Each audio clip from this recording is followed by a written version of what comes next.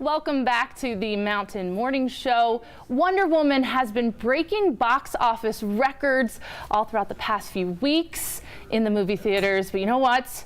She's saving lives and she's taking names. But we have our own version of Wonder Woman right here. Jax Mariash. Telling you what, man, you are a superhero for everyone here in Utah. You run way more distances than most cars can handle. Definitely far. So you've already have on your resume the Four Deserts Grand Slam Plus. Yes. So what that is, that world championship, right? You went and ran 5 different races in 5 different crazy terrain places, all the way up in Antarctica, 155 miles each. So that's done, check. Yep, that is complete. What's next? So this year I'm focusing a lot more on mountain running, which is a lot different for me. So it's been a development process of starting to run peaks. And so I'm doing, actually tomorrow is the start of it with a discrete peak series. And so the first one is here in Deer Valley, and it's all surrounded by folks having a lot of fun, but also pushing up peaks. So the one tomorrow is 9 miles and you go straight up a mountain and back down and finish into a super fun like running festival. So there's 5 races in that series. And then I'm also doing there's a series here in Park City that does a half marathon, and then the Jupiter steeplechase, another one straight up a mountain, and then the mid-mountain marathon. So a lot of local trail races, and then a couple 100-milers, and actually a lot of racing almost every weekend. You're pretty much booked out. You have 9 miles this weekend, which you could probably do with your eyes closed, couldn't you? It does seem a lot shorter when you push through a year where you've done the ultra marathons, and 50-mile days start to seem more natural. It's really interesting when you start to go short.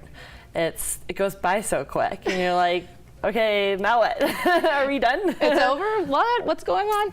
As an ultra runner, does it take a toll on your body? I mean, all those races that you did last year running in Antarctica, that's gotta be a lot of work on your body. Yeah, most definitely. It actually took a huge toll. So this has been the hardest recovery of my life.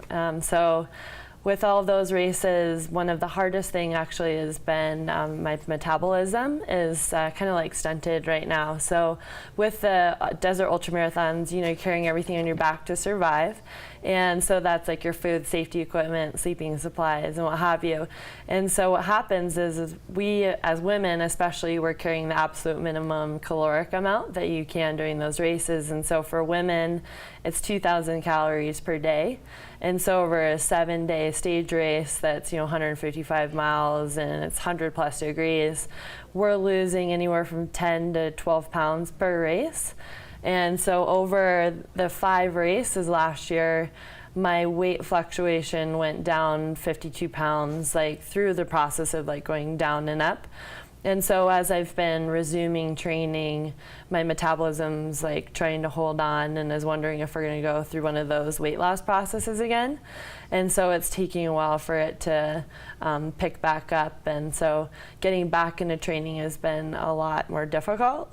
And so there's things like that happen, or like your mental grit coming back is a little bit harder.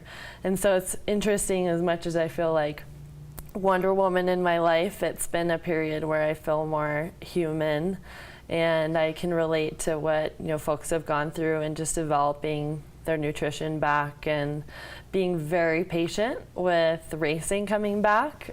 So you just have to be okay not winning for a little bit and just kind of ease back in. Little dose of reality for you. It has been. It's been really hard, because you kind of get a little bit of an ego with your running performance, and when you have to slow your roll and you have to really take care of your body and be good to it. It's kind of hard.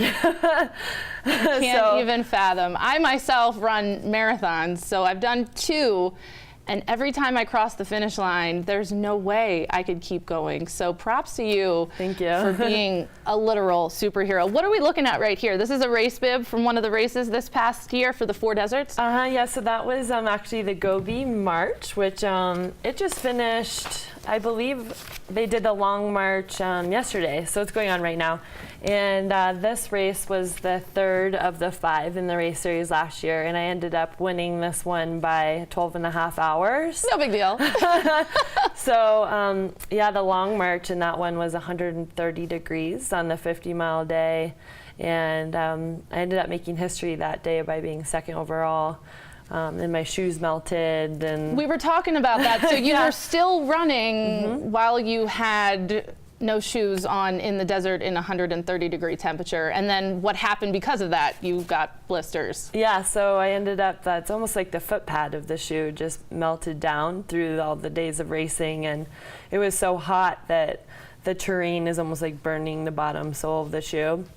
And so I ended up getting large blisters on each foot pad, and then they fell off. It was kind of disgusting. Got to push through sometimes. You know what? You do. With running, a lot of it, though, is such a mental game, isn't it? It's 100% mental, in my opinion, especially in the stage races last year.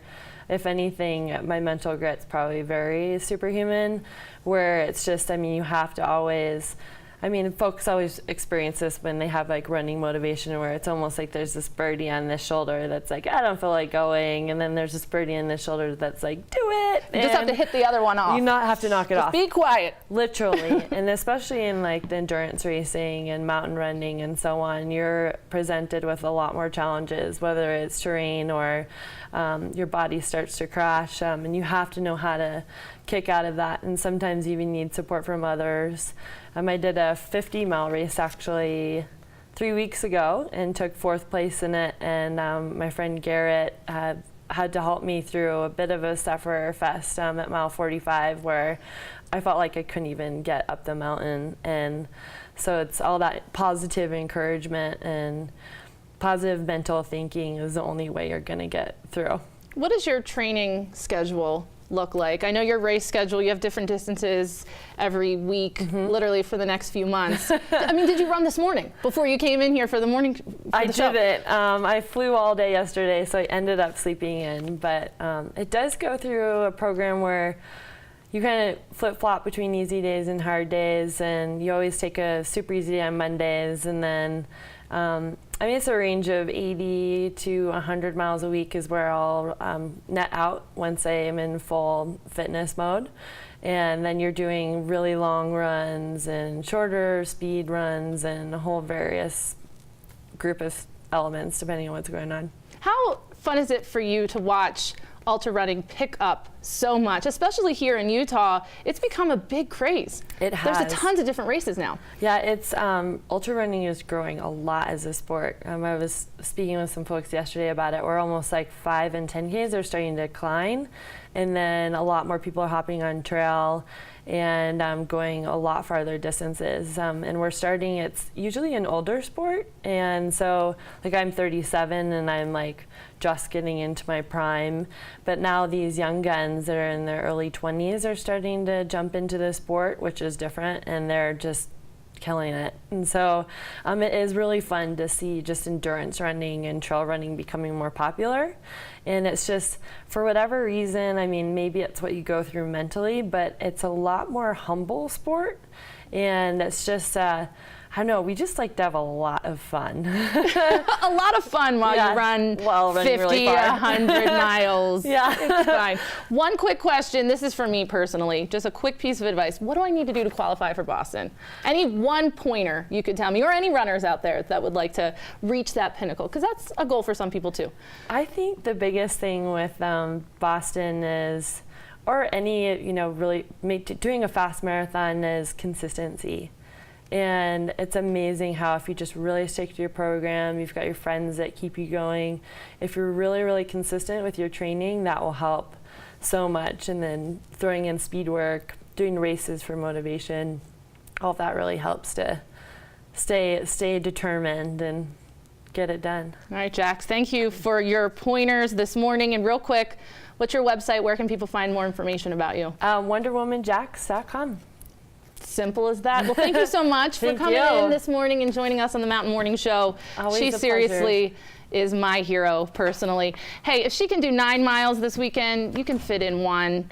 You can do something. Get out there, get off the couch, get some exercise in. We'll be right back here on Park City Television.